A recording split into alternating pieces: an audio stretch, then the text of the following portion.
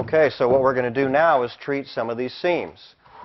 First one here is a vertical seam where we've got the Kerdi terminating into the vertical corner. We're going to show you how to treat that one. And then if you look over here, we're also going to treat this butt seam. So we've got a horizontal one here where we're going to actually lay the Kerdi over flat over the top of both of these pieces, tying them in together and making this wall waterproof. Back here, what we're going to do is tie in the one wall to the other wall. And what we're going to use for that is Kerdi band. See the Kerdi band here, again, it's thinner than the regular Kerdi by half the thickness. That makes it really easy to fold. It's going to take a nice crease because what we want, remember, we're requiring a 2-inch overlap to make these things watertight. So we have a 5-inch band, which, if you do the math, 2.5 inches on each side. So we're going to tuck this into the corner. And the way you do that is you do fold it vertically here to give yourself just a little bit of a memory. And now we're ready to throw that piece right in that corner. The thin set's been spread over the top of the existing Kerdi. We always have all of our seams, lap seams, whatever we do. When Kerdi goes over Kerdi, there's thin set in between the layers. You see what Brian's doing? He's going ahead and tucking that in and getting it in there fairly snug. And now he's going to use a trowel. Brian, why don't you tell us a little bit about the technique that you've developed for making sure that that corner is in there nice and tight. Well, I'm just using a drywall broad knife, and I'll make a couple passes, and this is just to get the Kerdi band to start laying into the thin set. And I'll do this all the way down. See, I'm not pushing hard at all. I'm just putting nice even pressure, and it's coming out nice like this.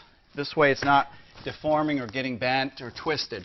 Now I can come back. See, I can lay on there a bit and pull out the rest of the Okay, a little more pressure at this point now that you've got the band in position. And even this too, you see how I'm turning the knife? Well, that means this thin set is going to, pull out towards this edge. Keeps the band nice and clean. Not that you have to do that, but it does look, to be a nice clean job that way. There you go. See, so it's always angling away from the corner. That's got a nice tight corner there. That's going to be easy to bring the tile as close as we want to in there so that when we tile from this other side, we'll cover that gap up and we'll have a nice grout joint. Yeah, that's totally waterproof now. You can't get no water through here. And now I'm going to do this seam with another 5-inch band. So the same process here. We'll put a little thin set over the top, first burning or keying it in with the flat side. And once we have it in there, now he'll turn his notch trowel around, and you're going to run this right up on top of that other vertical Kerdi band, then, aren't you? I'm going to cover that corner band.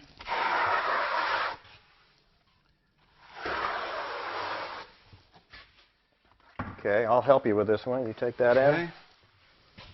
And just like the regular Kerdi, there's no top or bottom. It's the same. Okay. Whichever side you use, it's the same material. And I'm going to do the same thing with this band. I'm going to just go over it just to get it flattened in a bit.